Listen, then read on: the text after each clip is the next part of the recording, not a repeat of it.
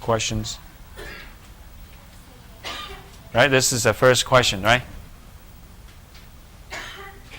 Okay.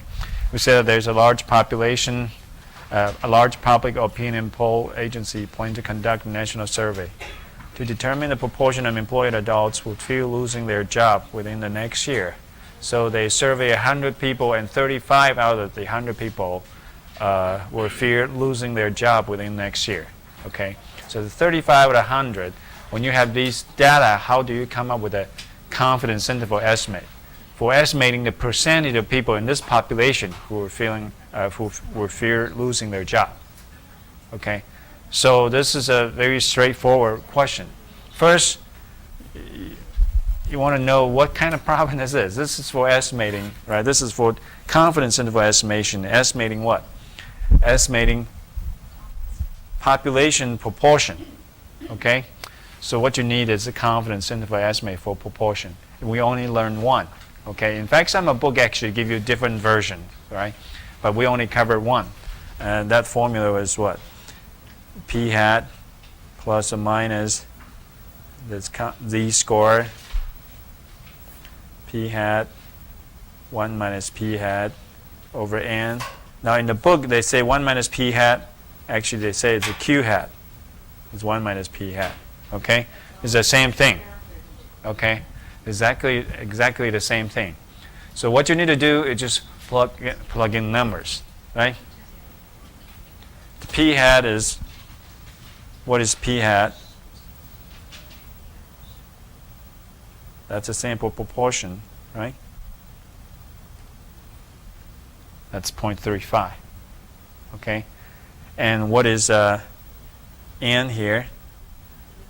100. What is a z-score? Since it's 95%, it's 1.96, right? So what you need to do is just plug these numbers into the formula. You're done, right? So that's 0.35 plus or minus 1.96 times square root of 0.35 times 0.65 over 100. So what is this part here? You have that already, right? What is this? The margin of error?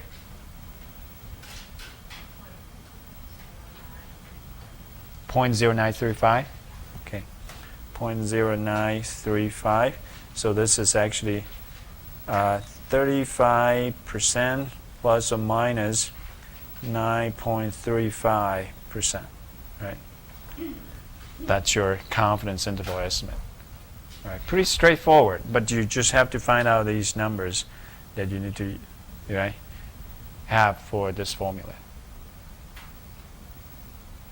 Okay. Now, how many workers must be polled in order to construct 95% confidence interval estimate with a margin of error of 1%? Right? So this is a sample size issue. Now, for this problem, if you assume that this information is like from pilot study. You did a pilot study of 100, right? You get 35 out of 100. That's considered as a p hat, right? If you assume that this information is available, then you can use this formula. Sample size is that z-score square over what was that? Margin of error squared time the p hat time 1 minus p hat.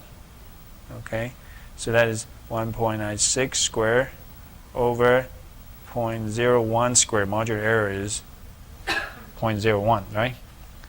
And time 0.35 time 0.65. Okay, if you assume this is a result from your prior study.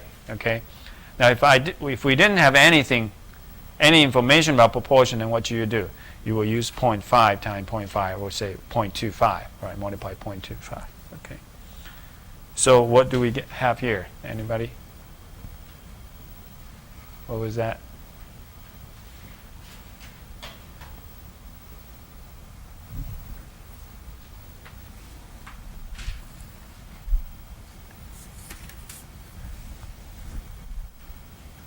Do you have that number?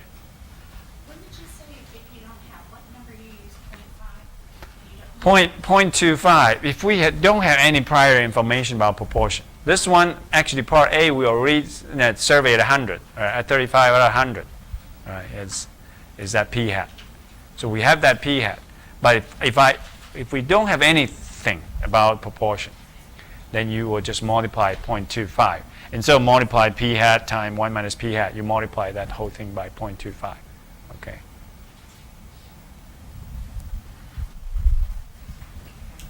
Okay, so what is this number? Anybody has that?